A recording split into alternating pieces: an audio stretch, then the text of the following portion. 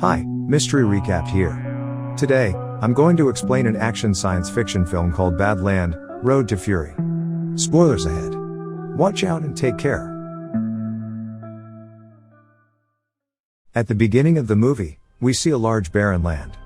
A young man named Jerome Holm narrates to us that he hasn't seen this land when it was green, but his father has. Years ago, it used to be home to several farmers who grew wheat and grains on it. However, after drought struck the land, not a single plant has been able to grow. Most of the farmers left the place, but Jerome's father, Ernest, hoped the land would be green again. He still believes that it just needs some water. But in this world, people kill each other for water. In the first scene, we see two muggers trying to break into a tiny house. Ernest catches them and kills the first one. The second mugger tries to convince him to spare his life, but is killed when he secretly takes a gun out. His son, Jerome, insists he could have helped him.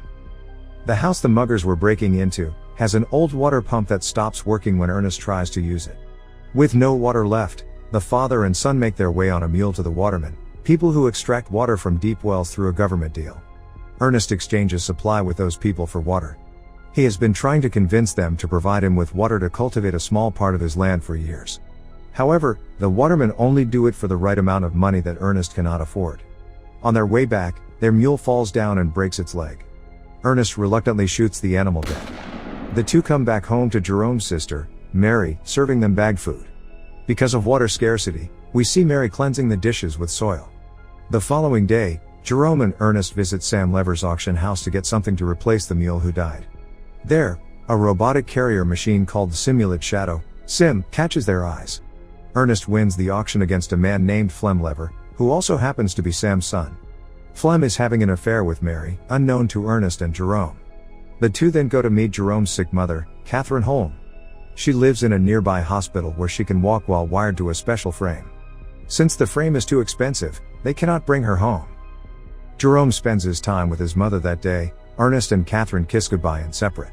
On their way back, Ernest and Jerome stop at a gas station. We see Ernest take a gulp of petrol after pumping it into his vehicle. The two encounter a couple with a young baby, begging for water.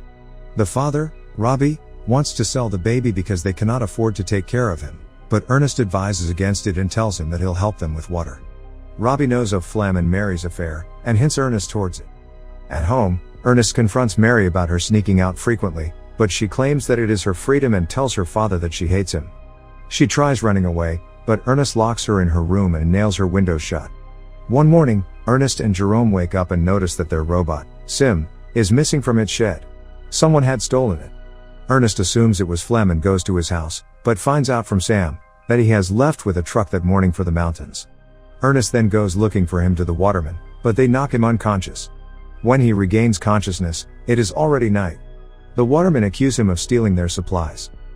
Ernest insists that he didn't steal them, but their leader, Caleb, attacks him. They fight for a while, but Ernest manages to get his hands on his rifle and run away from there.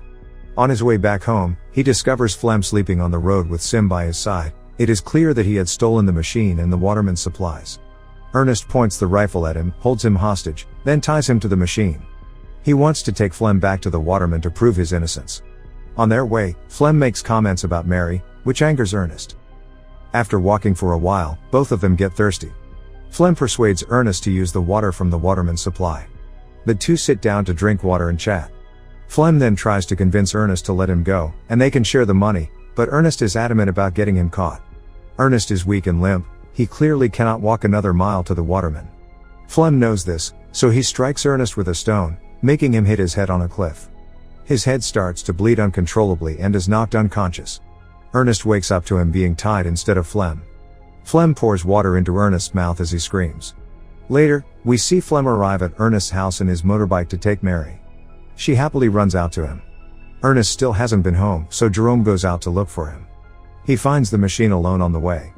When he reaches the watermen, they inform him of Ernest's death. Everyone assumes that it was caused by the machine. In the following scene, we see everyone mourning Ernest's death at his funeral. Later, Catherine and the kids cry in her hospital bed.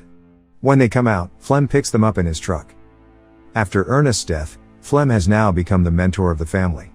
He calms Jerome down as he hits Sim for killing his father. Later, he tells him that Mary is pregnant with his child and that he loves her. Jerome accepts their relationship. Later that day, Flem goes to the watermen and talks to them about sending water to Ernest's land. Caleb laughs at his idea, but gets defensive when Flem blames him for Ernest's death. Flem also shows him a knife with Caleb's name that was found with Ernest's body. Scared to be accused, Caleb agrees to divert water to their field. Everyone is happy when the land gets its first sprinkle of water. Flem works day and night to grow wheat on the land. A few months later, they are fully grown. Flem gets married to Mary and currently lives at Ernest's home with Jerome and Mary. One day, his father, Sam, with some men from the bank approaches their house, threatening to take the land because of Ernest's debt. The debt is too much for Flem to pay, so he takes the machine with him and approaches his friend Robbie that night. He knows about Robbie's intention to sell his child, so he persuades Robbie to come with him, just to see how much a baby can be worth. However, when they reach there, Robbie realizes that Flem has secretly made a deal with the people to sell his baby. The people try to take the baby away, Robbie resists it and is shot dead by Flem. This causes a shootout between the dealers and Flem runs away with the money. However, the robot, Sim, is shot and damaged. This activates the auto mode in the machine, which causes it to return back to its manufacturer, Calvin Hoyman. The following day, Flem pays the bank from the money he sold the child with. Jerome assumes that the money came by selling Sim, so no one suspects anything. In the following scene, we see Sim limping its way back to Calvin, who lives across the border. Calvin calls the number inscribed on Sim and reaches Holmes' residence. He talks to Jerome about the machine coming back to him, which shocks Jerome, because Flem had told him he sold it to Robbie.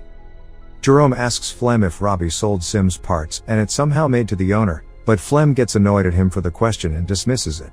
Then, he tells them he is going to meet his mother that evening, but instead he plans to cross the border to meet Calvin, the manufacturer of Sim. Later, he reaches the border, but the guard stops him because he is too young to cross it. A girl named Anna calls him over and tells him she knows a way he can go to the other side.